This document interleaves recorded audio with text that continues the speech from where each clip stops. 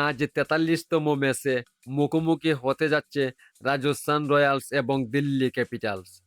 এই ম্যাচকে ঘিরে ইতিমধ্যেই ক্রিকেট ভক্তদের মধ্যে তৈরি হয়েছে ব্যাপক উত্তেজনা।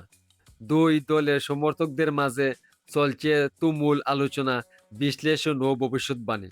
শেষ পর্যন্ত কে জিতবে এই গুরুত্বপূর্ণ লড়াইয়ে, রাজস্থান রয়্যালস নাকি দিল্লি ক্যাপিটালস? ম্যাচটি নিয়ে জানতে এবং সম্পূর্ণ বিশ্লেষণ দেখতে ভিডিওটি শেষ পর্যন্ত দেখুন। আর যদি আপনি নিয়মিত আইপিএল ক্রিকেট আপডেট ও ম্যাচ প্রেডিকশন পেতে চান, তাহলে এখনই আমাদের চ্যানেলটি সাবস্ক্রাইব করে পাশে থাকা বেল আইকনটি অন করে রাখুন।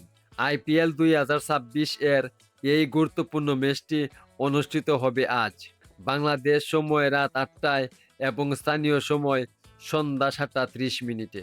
ম্যাচটি ঘিরে দর্শকদের আগ্রহ এখন তুঙ্গে, কারণ দু দলই নিজেদের অবস্থান শক্ত করতে মরিয়া হয়ে উঠেছে।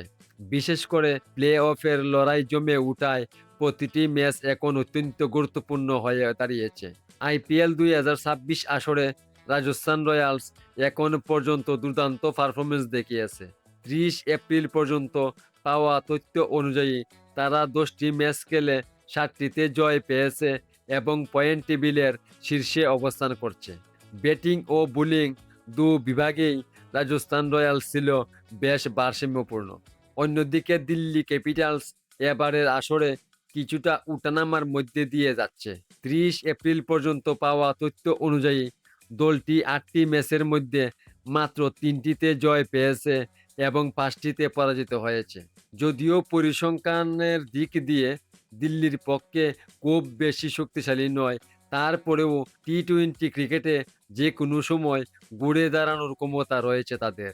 দুই দলের সাম্প্রতিক পারফরম্যান্স, স্কোয়াডের শক্তিমত্তা এবং আত্মবিশ্বাস বিবেচনায় রাজস্থান রয়্যালসকে কিছুটা এগিয়ে রাখা হয়েছে। তবে টি-টোয়েন্টি ক্রিকেটে এমন একটি ফরম্যাট যেখানে মাত্র কয়েক ওভারেই পুরো ম্যাচের চিত্র বদলে যেতে পারে। তাই দিল্লি ক্যাপিটালসকেও হালকাভাবে দেখার সুযোগ নেই। ক্রিকেট প্রেমীরা আশা করছেন ম্যাচটি হবে রোমাঞ্চে ভরপুর, হাড্ডাহাড্ডি লড়াই এবং উত্তেজনাকর। এখন আপনার মতামত কি?